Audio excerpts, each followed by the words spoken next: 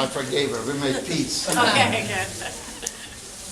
I'm going to start from the beginning. We were loaded up on a train on a Friday, sometimes in the beginning of July. I don't know the dead date. In Starochowice, in a labor camp, there were two camps. As I told you before, one was an ammunition factory and one was a wood mill factory. I was on the wood mill factory, and my mother was in the same camp. So they brought us with trucks to the big camp. They were the big camp, and we were there for 2 days. Then they loaded us up on a Friday, and we were going and going. We didn't know where we were going, but we knew it's not going to be good. On a Sunday morning, very early in the morning, the older guys that were tall looked through that little window in the car, and they say, we're on Święcim. Święcim was Auschwitz. We've seen the striped suits, the double electric wirings. So we knew we were in Auschwitz or Święcim. After a while, they opened up the doors, and there was a lineup, a continuous lineup of Germans. I suppose they were Germans, maybe Ukrainians even, but in SS uniforms. And every one of them held on to a dog. Big dogs, German shepherds, dogs that I'm scared of. I'm scared of dogs ever since. We would never have a dog in the house for my kids for that reason. I'm petrified of dogs. They lined us up, they opened the thing, and they start rouse to get out of the thing, and if you didn't go fast enough, they loosened up the thing of the dog, and the dog would jump on you and bring you out. The first car of the train was reserved for the high-end machas, from the other camp. We had sent in a replenishment of working people because they were killed, they were shot, some of them died on typhus, and they were short of help. So they brought in people from Majdanek that will be there tomorrow, I believe. They brought in they were real campers. They had the KL on their wrist, and they were mistreated by the people that were running the camp in Starochowice. They were getting the soup from the top instead of getting the soup from the bottom. You know what I mean? You get the soup from the top, you get a lot of water, and the guys that they liked, they took it from the bottom. They did a lot of things to them, and when they loaded up the cars there, they made sure they got into the first car where all the big shots were. By the time they came here, they were all dead. They choked them all. So when they laid out the bodies, you've seen all the policemen, the guys from the kitchen, the head of the camp, they were all dead. We were lined up. They marched us down to the end there where the ceremony was. There were the showers with the guest chambers to the right. And they took us in and they told us, get undressed. They cut your hair all over the body. They send you into the showers, and we thought this is it. We had an idea what it means, but we couldn't comprehend that we're that close to it. So they sent us into the showers to bring us out, so people were hugging and that we're still alive. Took us into an empty barrack like this, naked, tell you to sit down, and they were going around and asking to hand over your diamonds, your money. Even though you were undressed, there was a way of hiding money from them. I'm not going to go into details how, because especially women, had an easier time, just kidding aside. Women had an easier time bringing in money. You know where. Okay. So, when people brought in coins, gold coins, they brought them in under the tongue. Under the tongue. A gold coin was, if you have $100 Canadian coin, the gold ones, it's a little bigger than that. The $5 American coin is a little bigger than a dime, a little smaller than a quarter. So they bring him in. My father had two, but he couldn't bring in two, so he gave, I told you the story before, but I'm going to tell you again for the ones that were sleeping.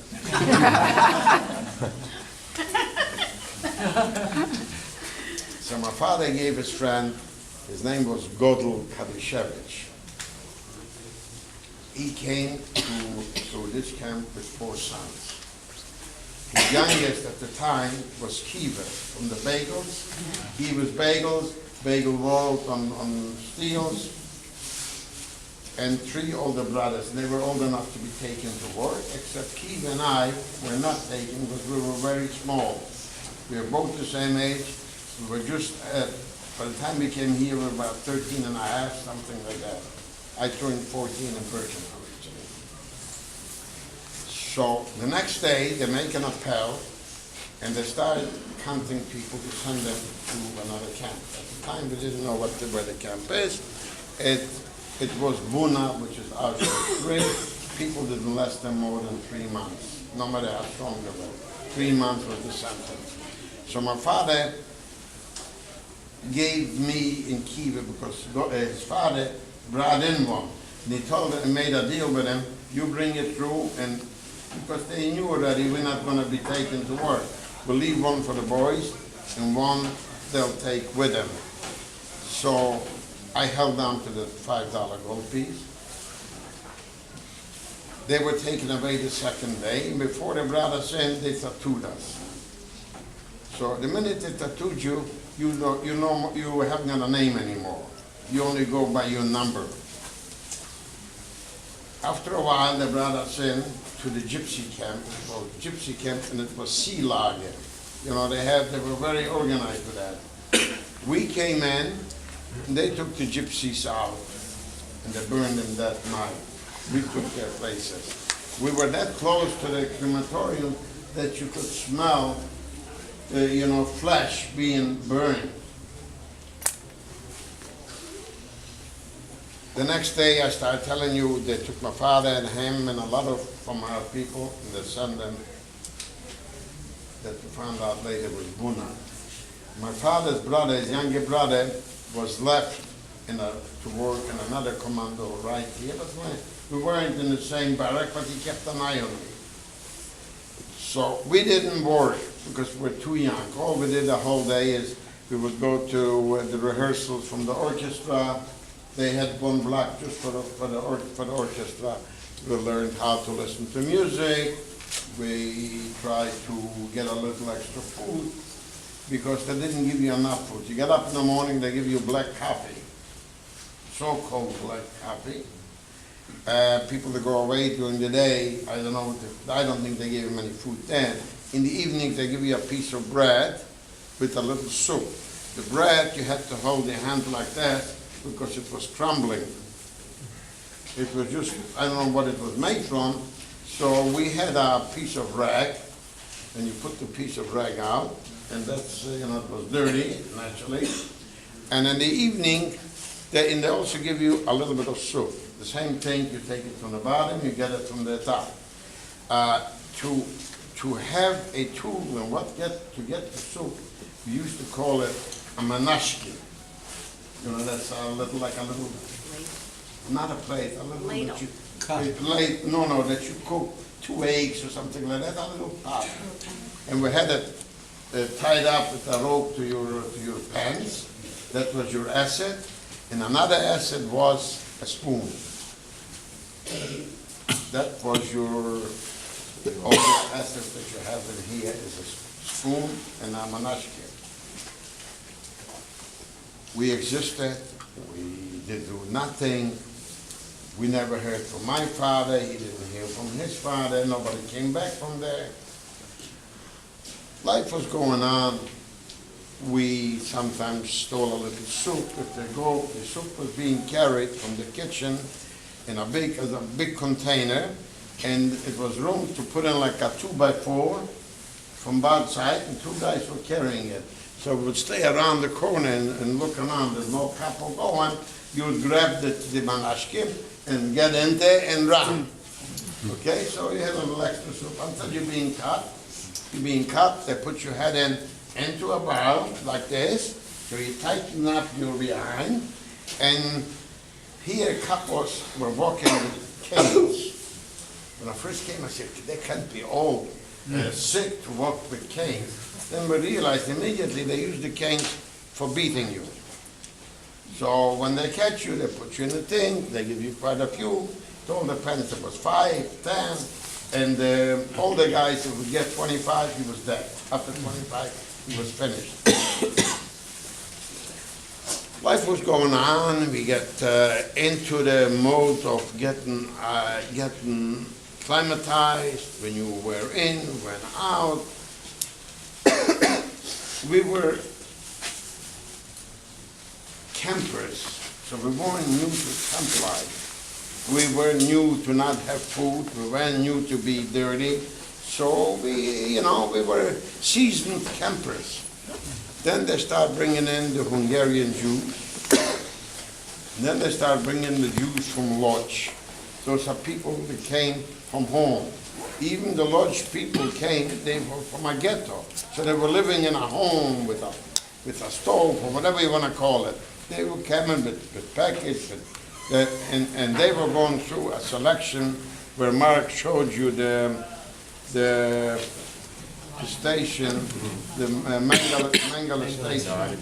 They were immediately being separated from their kids, from their wife, and the guys, the one of age, were brought in to the barrack. The wives and the kids were taken right away to the guest chamber. That's what's going on, day after day. There's a train coming every day. Then the Jews from Lodz start coming in. And the Hungarian Jews, unfortunately, weren't tough. Because they were never in a camp before. They brought them in right to the best of the camps. They weren't in a camp that was a little easier to get used to it. And most of the Hungarian Jews that came from the provinces, Marmaros, Munkacs, were religious Jews, very religious Jews. They knew their merchant, their stuff. They didn't need the books to pray. Very, very knowledgeable. They were very knowledgeable.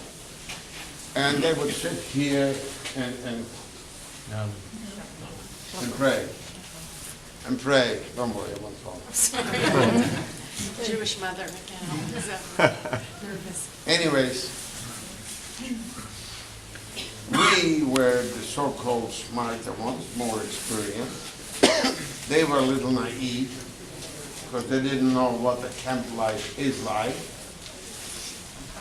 And then as September came around, and they started with a Rosh Hashanah selection. I think I told you about it.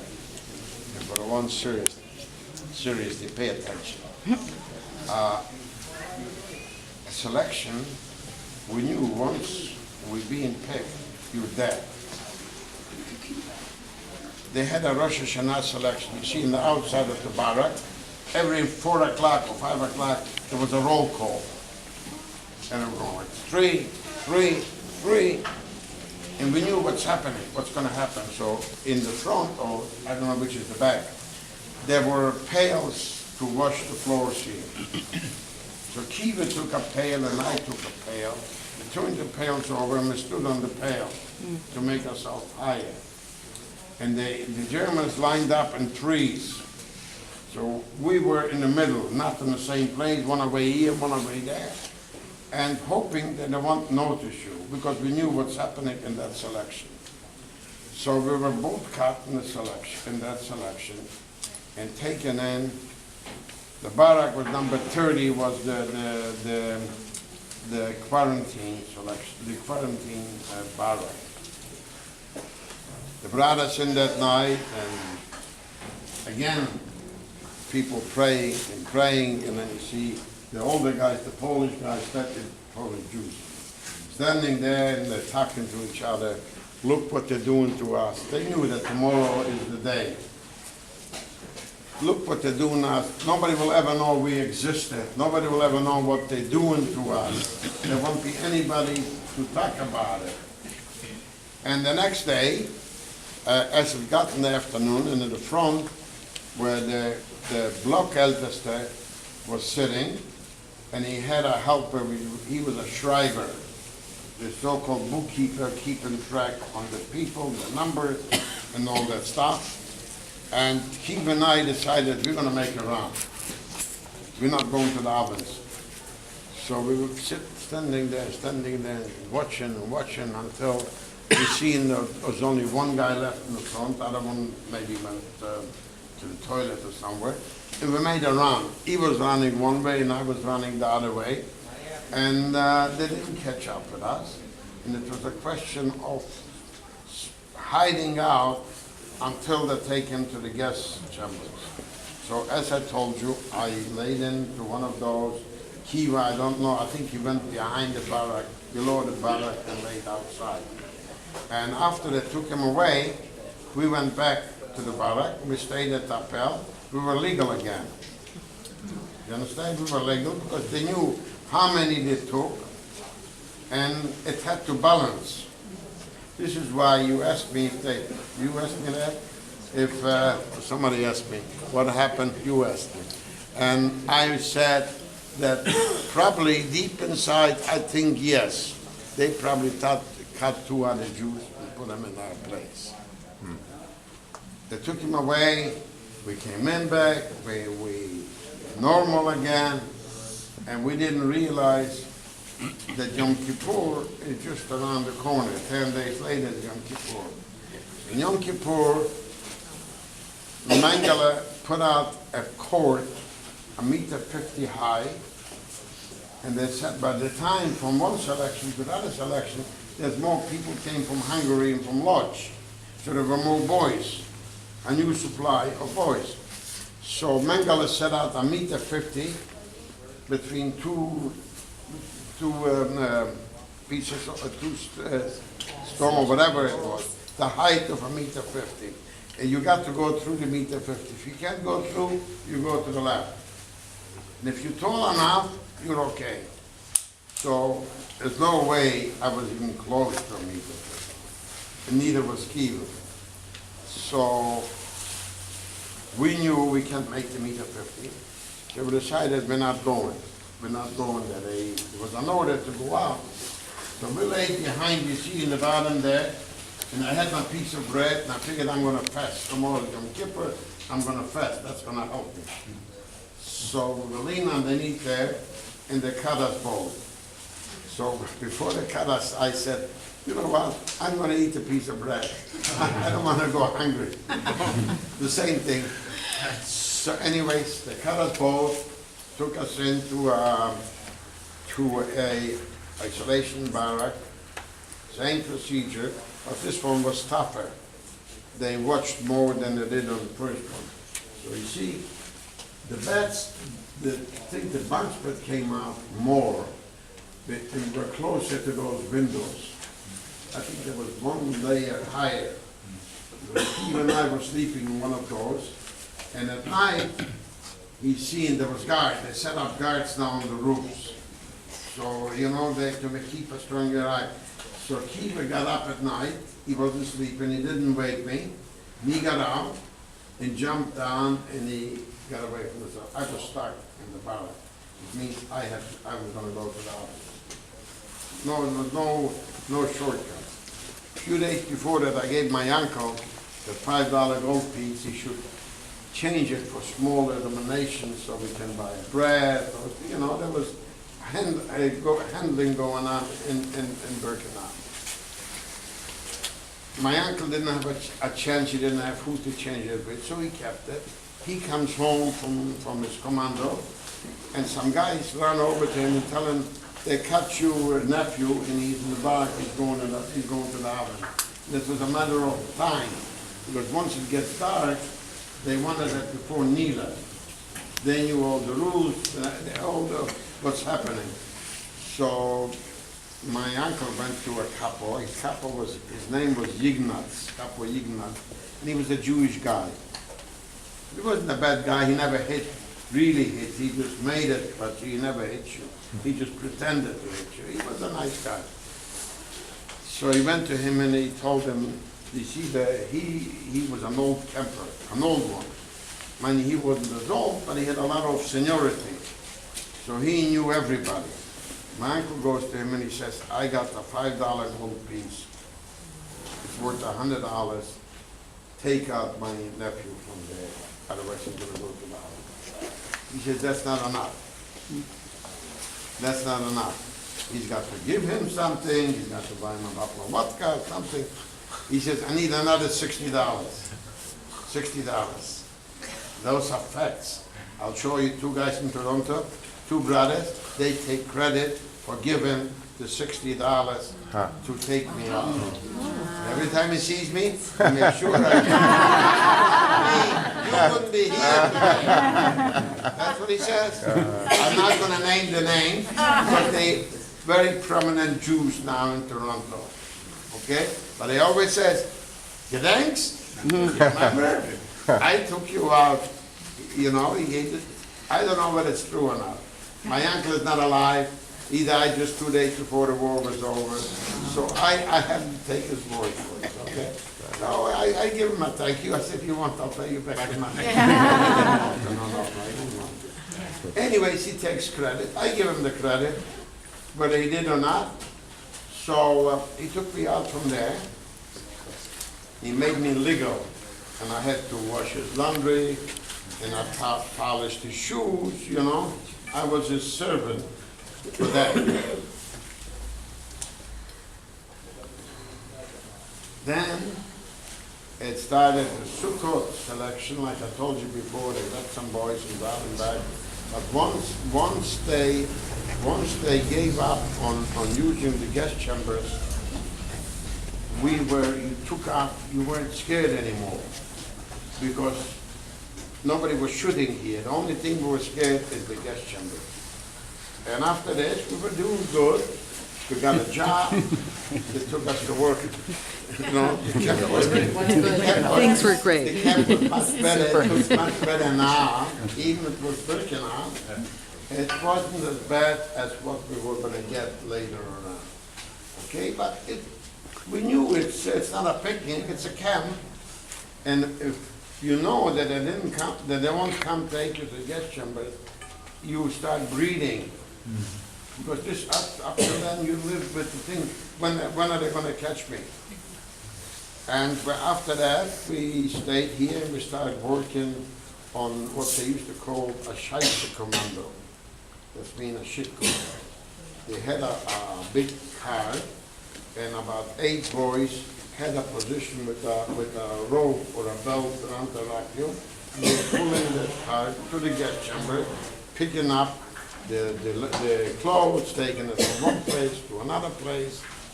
And things were going on. We were quite satisfied with life. Until one day they come in, tomorrow morning we're leaving, they gave us some conserves, the bread for the road. We started marching. In January in Poland it's very cold. We started marching, and after the first day some people couldn't go any further. They were left. The first night we were still in Polish territory. So the ones that were left, they shot them. And about the second or third day, I think it was the third, I couldn't walk anymore. My feet was completely raw, open wounds. I said to Kiva, you go, I'm not going. He said, oh, they're going to shoot you, I'll carry you, I'll lead you, you won't have to walk so high. I said, I can't make it. I just can't make it, they'll shoot me. So that night there was about 300 or 350 people left. Because don't forget, there were thousands of people walking. They took him out from every camp around. There were lots of camps around here. And so we were left about 350 people to put us together. And in this part of the country, there were lots of small camps. They took us into a camp, and we stayed there for 2 days or 3 days. Then they sent us out on an appel outside, and above us, we were like lower, and above us, we see they set up machine guns. So we figured they're going to shoot us. So I said to my friend, he was older than me, I said, the minute they start shooting, fall down. Maybe somebody will fall on top of you, and maybe we'll make it. And we stayed like this and waiting. They got probably an order not to shoot us. Day later, they put us up on a closed cattle car, and we were going, and we were going, and we were dirty, and we were covered with lice from top to bottom, and we were hungry and thirsty. But you know, hunger is not as bad as thirst. You can live longer without food than you can without water. So we were going in Czechoslovakia. We didn't know, the people started talking things. We realized it's Czech. They came over, we were stopped, and they kept on giving us containers with water. We were going until one day they bring us into a camp called Mauthausen. You hear about it? When the Fazan made the El Marakame, Mauthausen was one of the top ones. It was the end of January, cold. We get undressed, they send us into a hot shower, and they give us those Dutch shoes, you know, wooden shoes. And we get out on the pelt, and we stay there naked, freezing. And we stay there, and some people, the older guys, they start dropping, they're falling down, they can't stand. And eventually they took us out from there, and they put us in a barrack. Mauthausen had at that time that three camps, three different, like divided like here, 1, 2, and 3. They took us, put us in Camp 3 of Mauthausen, which was Birkenau was a resort place compared to that. They starved us to death, and they kept on beating you and hitting you continuously. When they laid you to sleep, there was no bed, just the floor. One this way, one this way. You couldn't turn over it. All they had was a dirty blanket with lice. And it was quite bad.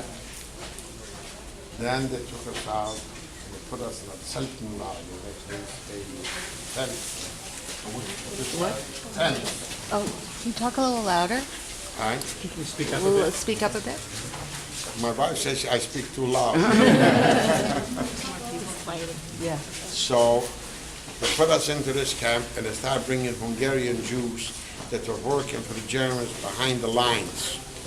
They were digging ditches for the German army. So it came to the end. We didn't know how far it is.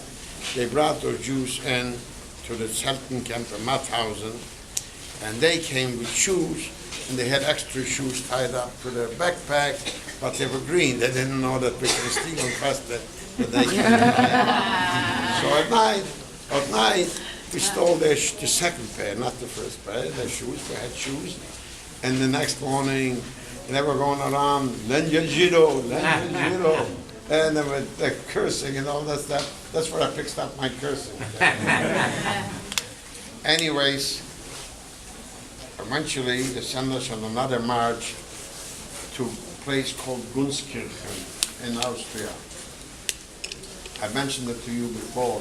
Please look up Gunskirchen, what the American army that eventually liberated us later, what they wrote about that place.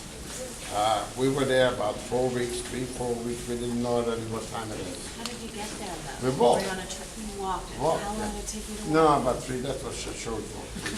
3 days. That's right. But I remember going through Linz. Nope. It was must have been a Saturday or Sunday, and those bastards were sitting on the balconies and throwing down pieces of bread, and people were killing themselves to grab that piece of bread, like you go to a zoo. They took us to good scare when we came there. There must have been about 16,000, 18,000 Hungarian Jews, about 2,000 Polish Jews.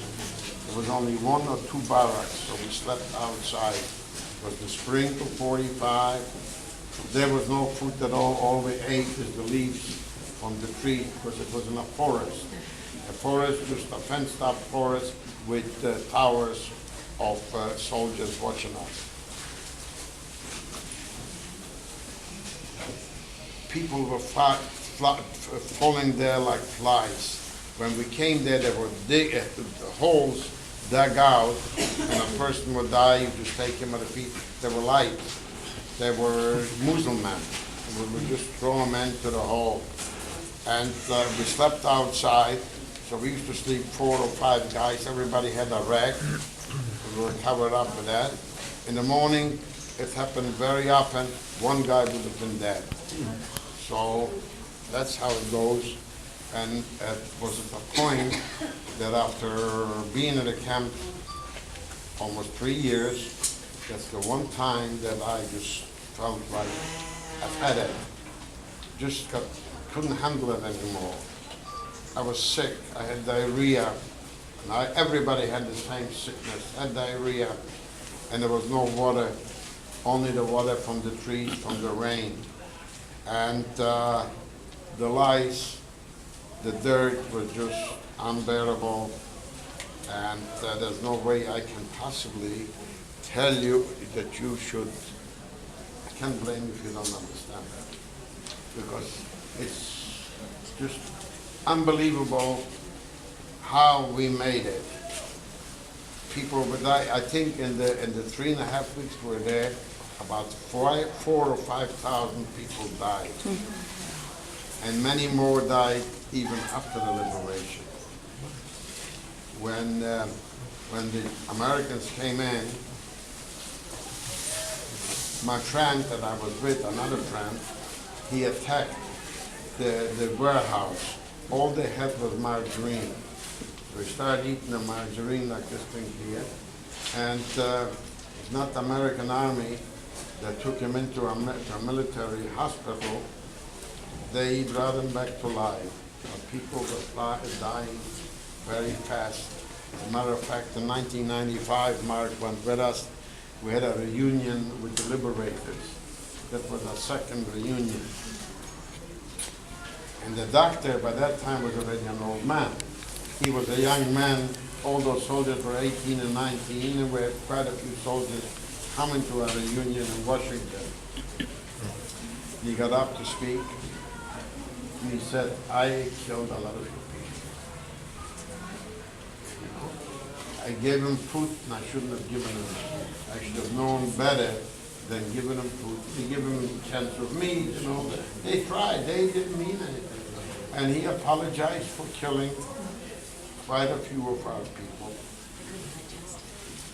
And one day, on Friday, I started telling you, the 2 American Jeeps drove in, and all of a sudden you see him from the towers, they're starting to run. I mean, I personally, I was a kid, I didn't know that the war was over. Like this, people start yelling that we were free, you know, and it was a Friday afternoon. What do you do first when you come to, you would run out of the camp. We stayed, we slept there, we didn't have where to go. Until the next day, we started blocking the roads, massive, probably by the time we liberated, maybe 14,000, 15,000 people. Everybody was schlepping, one was clearly down. The Americans picked us up and took us in to a place called Hersching. Hersching was a German or Austrian military airport. And we took their barracks, And we stayed there for, until we started feeling better. And then the Americans asked we should register to the countries of origin where we were born to send us back. So my friend and I decided we're not going back to Poland.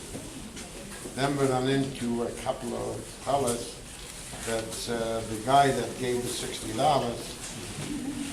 he was liberated there, but we didn't know he was there even. And he says, what are you boys going to do? You know, we were neighbors in Poland. And he felt sorry because he was older. I was 14, my friend was 16, so he must have been about 25. So he says, what are you guys going to do? I said, we don't know. And so he said, then the Jewish brigade, there was a Jewish brigade fighting with the British Army, for the British Army, but they were going with the Magen David, they had their own division or whatever. And they started coming around to Austria telling us, what are you going to do? You don't want to go back to Poland. Come with us, we'll take you to Palestine, we'll build a country. Think that whatever I have to lose. I thought at the time that nobody is left in my family. I didn't think that, I didn't even question it. I just took it for granted. Because my mother, when she went to that time, she was about 35. So you figure when you're 14, a 35-year-old woman, first of all, a woman can handle it as good as a security lady, as hard as the guys, as a man does, and second of all, 35 years old. He's 14, 35 years old. So I don't think she survived the war. This is why my friend and I decided to go with the Jewish brigade. They smuggled us into Italy, and they put us up in Modena. And I'm going to make the Ferrari. Well, you don't have one. I'll forget it. Anyways, we stayed there probably 4 weeks, 5 weeks, and we got bored. And somebody told us where we're going. I think Birkenau's closing.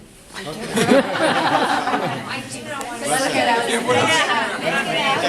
then I have to applause me that he has twice.